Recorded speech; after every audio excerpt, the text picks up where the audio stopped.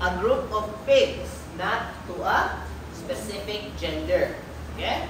So, dumb-lines refers to breeds of swine noted for their superior mothering ability. So, meaning they are really good mothers. And ability and large precise. Physically, these breeds are known to have great underline. By the way, do you know what an underline is? Kabaw juga. Kumana mag-swine. So students, look at in this picture here. Okay? Can you see this part here? Can you see this? Right? That refers to a pig's underline. Meaning the conformity of its udder. That's called an underline. So, in order for you, one criteria for you to belong to the dumb line is that you should have, that breed of pigs should have great underline. Not good, must be great. Very great. Okay? Huh? Okay, later on you would know why is it important that the underline is well developed. Okay? So, in order for you to be a dumb line, you need to have great underline. Next. Sirlines refer to breeds of swine with exceptional carcass quality and weight gain. So if you are good carcass quality, how do you what do you mean by good carcass quality? Good carcass. Huh? So I mean, like meat, the meat. How do you know that that meat is great? This meat is good. This meat is awesome.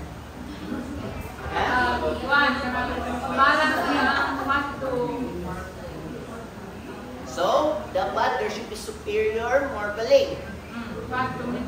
Yes, the ratio of meat to fat should be superior. Secondly, it should be that that animal should have a great recovery rate. Meaning, when you slaughter the animal, then you hang the animal after slaughter, dapat less, it should lose not that much of its weight. Okay?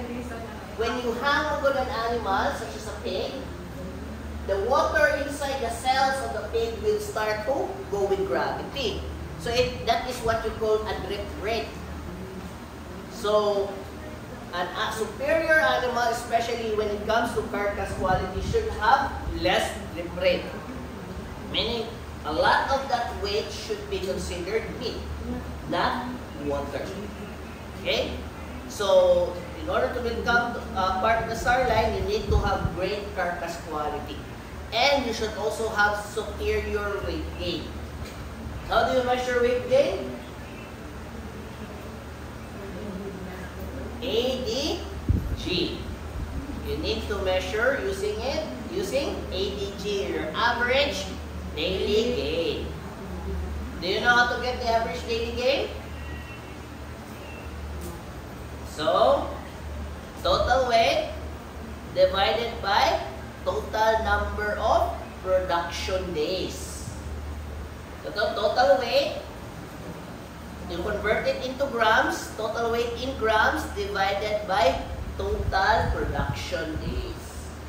So, if your production days is 60, so you divide it by 60. If it's usually on average, it's around 20 weeks. Around 20 weeks. 21 weeks. Around 4 months kapin. So, around 120 to 130 days. So, you divide that, and you will get the animal's ADG, or your average daily gain. Any questions on the sirline and the dumb lines? Are there male members of the dumb line? Yes or no? Yes. Yes. Because like I said, I'm not referring to the gender. I am referring to a group of pigs. Okay? So if a female member of the dumb line has superior mothering ability, how about for the male? The males have superior conception rates. Nag-ask is the conception rate. Okay? That is why members of the dam line are often used as teaser bores. Okay, so later on you will know which are what. So when we go to the different breeds, you need to classify them if they belong to the sire line or they belong to the dam line. Okay, so if dili sila, hindi mo ba? Luyo ni mo, Dok. Oh, ano dito? Pwede, Dok, makanan isa ka group of pigs kay Bo, nindot Naay line Bo. and sire. Na. Because it's, by the end of the day, you need to properly mix the dam lines and the sire lines using a genetic program in order for you to get the desired kanang animal. Okay? Any questions so far? Wala ra? First is large white. Okay? So, you need to classify which breed is dam line, which one is sire line, and which one is mixed. Okay? So, large white, first recognized in the 1868, the large white owes its origins to the Old Yorkshire breed. But for the sake of formality, we will already fuse Yorkshire together with the large white. So they are already considered one breed na. Okay? The breed is known for its good motoring ability and large litter size. By the way, how large is a large litter size? 10? What? 10. A litter size of 10 is for 4 people. Huh? Yes, ideally 16 to 18. But it can go as high as 21. I have a friend, siya nag-AI. Ang kabaka pilay na anak siya nag-AI? 30, born alive. Yes. Hindi mag-iso na mama. Huh? Ang iyahang kuan, ang iyahang mga piglets, mura nag-cellphone kinagko. But very active, very good. Kanang active kayo sila ba? Nagtutoy sila and they grew up to me. Iihaw na siguro to sila karon.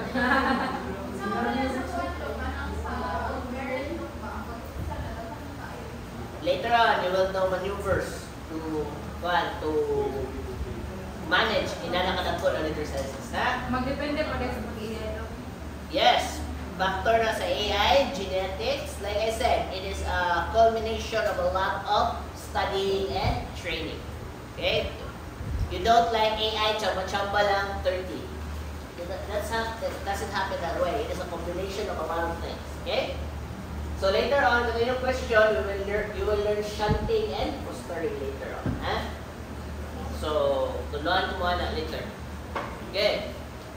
And snout is relatively, the ears are medium-sized and the snout is relatively short and straight. Okay? With some members short and with big bellies. Okay? So, baboy pa rin ko, possible rin ko large white. Okay? They tend to produce carcasses with thick back fat. Okay, unfortunately, because of the thick back fat, it is undesirable in terms of carcasses. Okay? Remember, students, when it comes to back fat, when you're talking about carcasses, it is undesirable. But when you talk about mothering ability, breeds with thicker back fat often have superior mothering ability. Nga naman, certain studies have shown that during peak lactation, the fat coming, the sow's milk is mostly made up of fats, right? Since it's mostly made up of fats, that fat comes from the back fat of the sow. That is why if the sow has a high back fat thickness, there is a chance that it is a superior milking animal. Of course, more milk means fuller, more well-fed piglets. Well-fed piglets will have a larger chance of becoming lean. Okay? So this is the one. As you can see, there is a one. There is an underline, and this is the board. Okay? So if tanawin niyo siya, dako siya tiyan. Okay? This one here, And this contributes to the formation of fat. And of course, if dili na makita dili, it has also high back fat. Okay? So if you didn't see, also students, one of the things you should watch out for when dealing with breeds is the ears. Okay? You should take note which breed has erect ears, which breed has droopy ears. Okay, huh? So, good. Next. Oh, see? Perfect specimen. Look at it. Oh, it is short and snout. Okay? Nakadahi lang sa kuan, the difference between a Yorkshire and a large white, because of breeding management and manipulation, the Yorkshire tends to be more circular. Diba? More, kuan mo siya, more tube-like, right siya? The Yorkshire are more squat, and their faces are often not straight, but they are this shape. Okay, so more siyang mutaas. Okay? Then short ilang mga necks. Okay? But for the sake of formality, large whites and Yorkshire, ato na lang na silang iusa. Okay? The Yorkshire hog originates in England in the county of Yorkshire, where the breed was called large white. Importations were made into the United States at the 1800s. At the time, many of the hogs were raised in Minnesota. Okay? Minnesota. Gamay din mo, meaning mo. Okay, where they become known as the Yorkshires. So the color of the Yorkshire is often white. Mga ginawag sila, large white. Okay? The skin sometimes has black pigments called freckles. Students, take note of those weird na mga anatomical landmark. Freckles, whorls, basta naghanap makikita ninyo when it comes to the breed of swine. Okay? Hogs with black spots can be registered, but the trait is considered undesirable. Meaning there is a genetic problem once nagsugod ang mga black spots or freckles. Okay? So ideally, hindi na siya desired na animal. Okay? They're often used in crossbreeding programs. Yorkshires are registered in the American Yorkshire Club. Okay? Of West Lafayette. Okay, so guys, other disqualifications is of course include less than 6 teeth. So how many teeth should how much minimum functional teeth should a Yorkshire have? 12 teeth. Pair mo na sila. On a side. So dapat 12 na sila. If less than 12, they are disqualified. Okay? Pero if more, why not? Right? Next is, dapat absent ang hernia. Usually, ang hernia sa baboy is umbilical. So, dapat walay hernia. Because a hernia, the hernia of the animal could affect its underline. Remember students, the hernia is a displaced organ, right? So, as the animal grows bigger, its intestines also grow big. So, the hernia will also grow with it. And that is why, if na hernia pigs, they're not ideal to become breeders. So, genetics-wise, dili na sila maayo. Okay? But you can still use them as slaughter pigs. Pwede pa naman sila ihawon. Also, cryptorchidism for the males. Sa ginang cryptorchidism? Failure to descend of the 2 testicles. When should you check for cryptorchidism? As early as 6 hours after birth, you can already start checking the cryptorchid. Okay? Ano man day, what's wrong with the cryptorchid? Why is it not desirable? Kanoon naman sa tiyan o sa itlog, oy.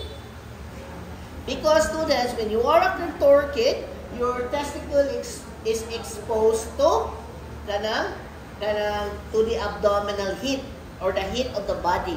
the testicle of the animal is found where it is for a reason. It is actually the coolest part of the animal's body. Okay? So if the animal is cryptorchid, that testicle will still produce sperm. Unfortunately, that is an inferior type of sperm because sperm needs to be kept in a very cool place. So, hot init man sa abdomen of the animal, so it's undesirable. Breeding-wise, it is not ideal. So, see? Cute kayo, Yorkshire. Okay?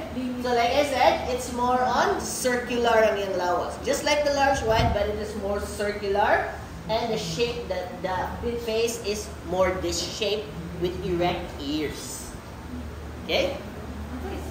So, patong sa previous na slide din, nalagay parang swirls on the upper body. Same in swirl.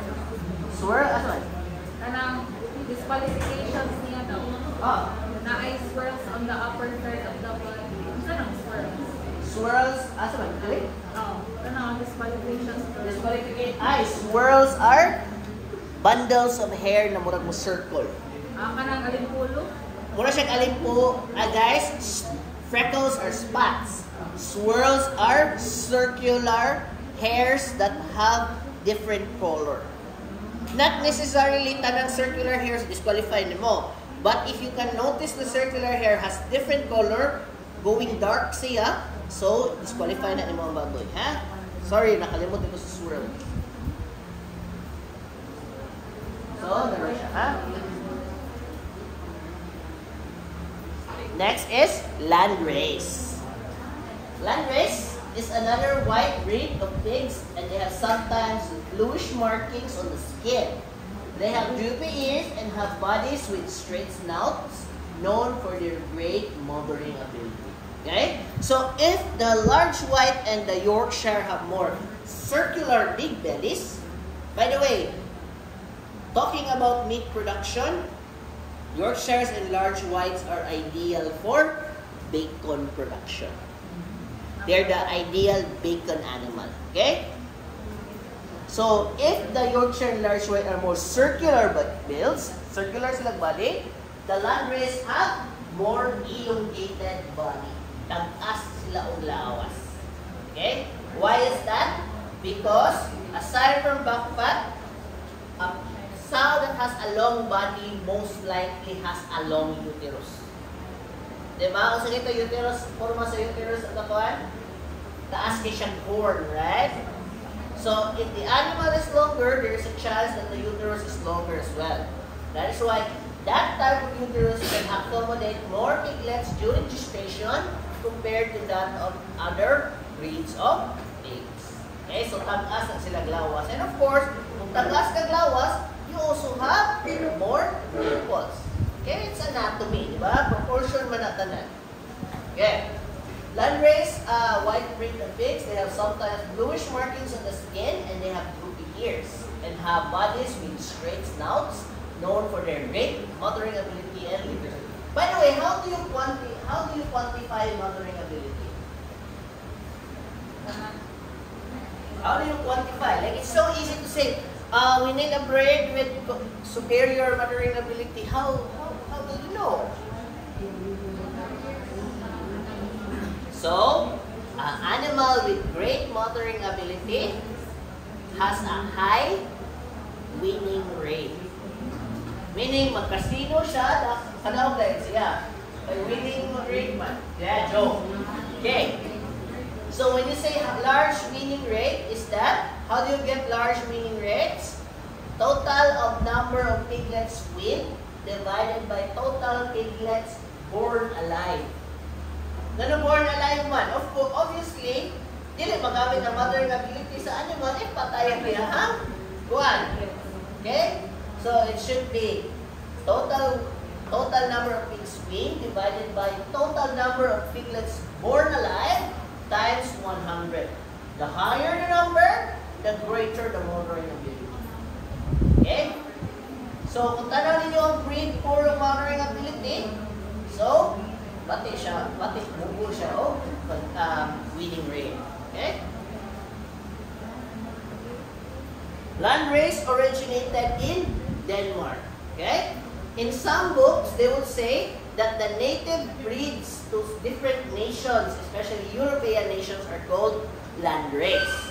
But for the sake of congruity, the one I'm talking about when I'm talking about landrace is the landrace coming from Denmark. Kaya sige na Denmark, Europe, right?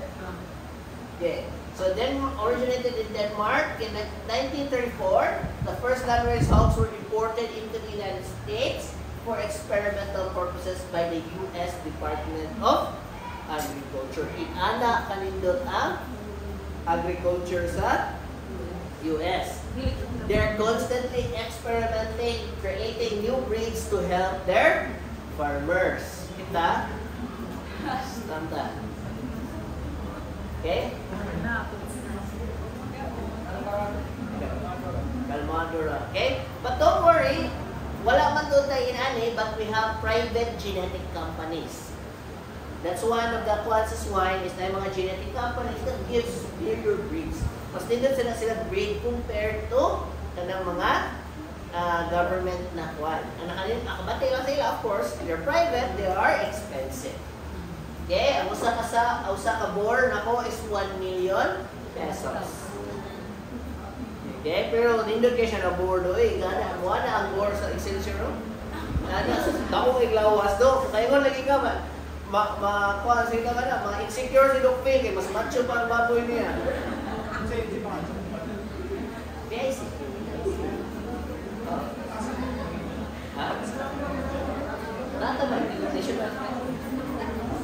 Okay, so tawagan ni gana, intimidate si Doc Phil, okay?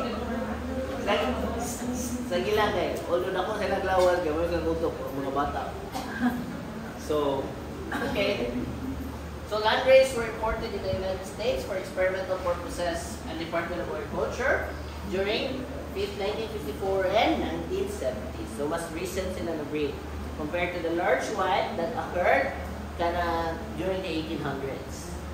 Landrace hogs are white in color and they are long-bodied and their ears locked forward. So sama ng lock. So ano sila? If the landrace has direct ears, the Yorkshire and the large one have erect ears. The landrace has droopy ears. So we even have an instance that the entire eye of the animal was covered by its ears. Magana siya. So, always remember landrace. Landrace. Okay? Ang ilang ears magkabon na sa landrace. Okay? Let's continue. So this is a landrace, but this is a picture, right? Landrace, see? Droopy ears. Droopy, very droopy. See? Perfect. See? Taas niya siya glawas, right? Then, droopy lang yung ears. Okay? So, this is a landrace.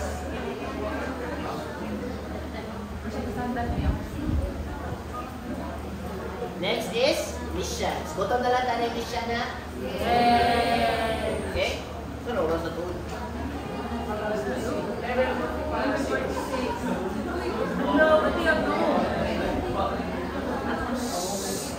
Listen. Missions are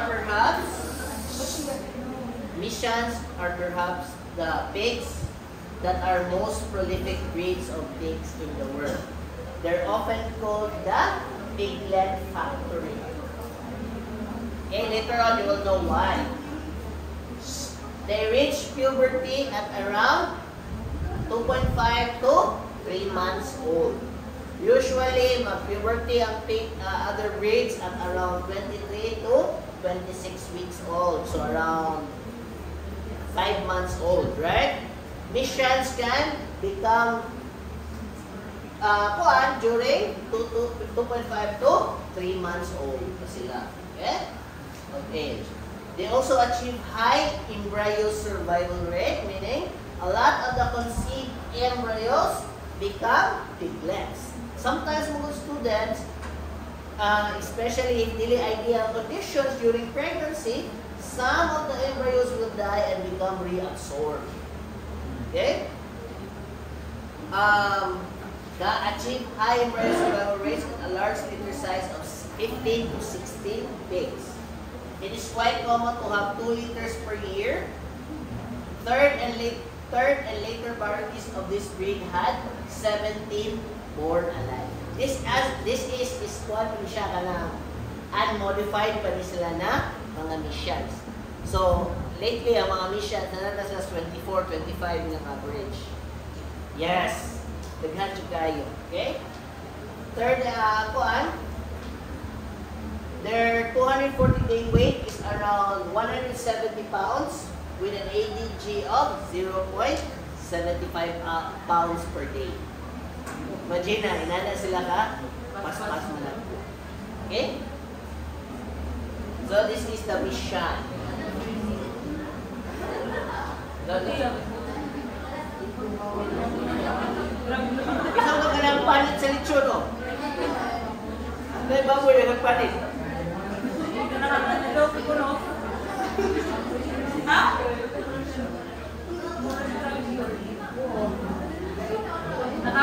So, self-explanatory naman ang silang forma. They're black, droopy ears. Okay? With circular bill, diba?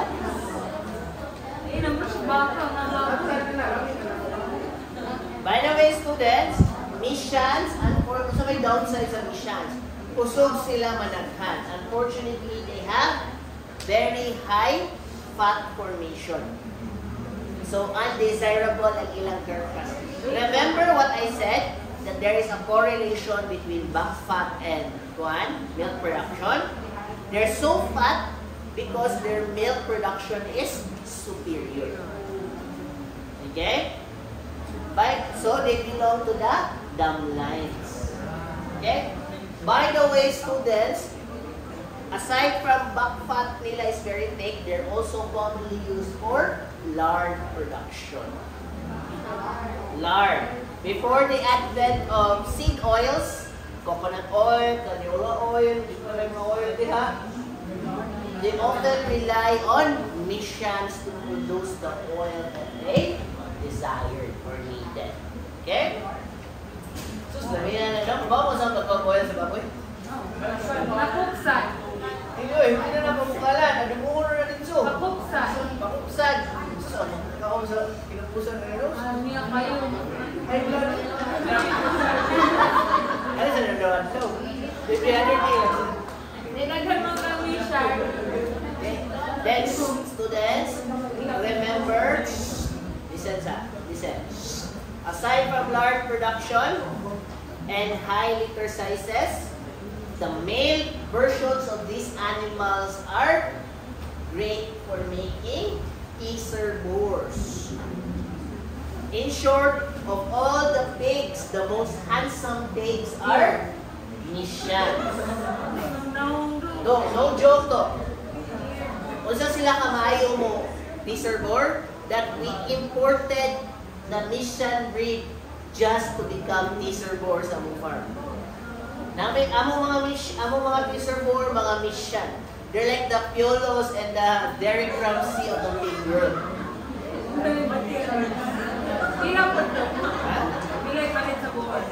Wala naman, ipadara mo na.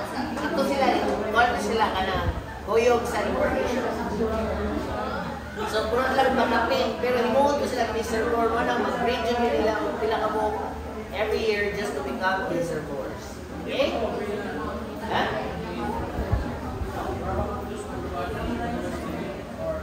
Wala yun, regularly, i-breed lang mo sila. Cross-track, hindi man may maintain isa. Pero better than wala. Diba? So, diba? So, next time, kung ano mission, gentlemen, lupig mo nila, okay? So, the ideal bore is actually mission. Okay? So, any questions? So, if wala na, so let's call it a day. Next week na lang ulit, right? 9 hanggang Delay! 9:30. So, short quiz na karong kailan? Short quiz na karong next week na. Taman lang sa Mission. Guys, wala yung mabilin dire, magkaon dire. Kaya after mo kaya is Doc Jerry mo pulit. Yun lang tanong ko ito ng mga kuan. Hari ra cards. Ikaw ay mabilin.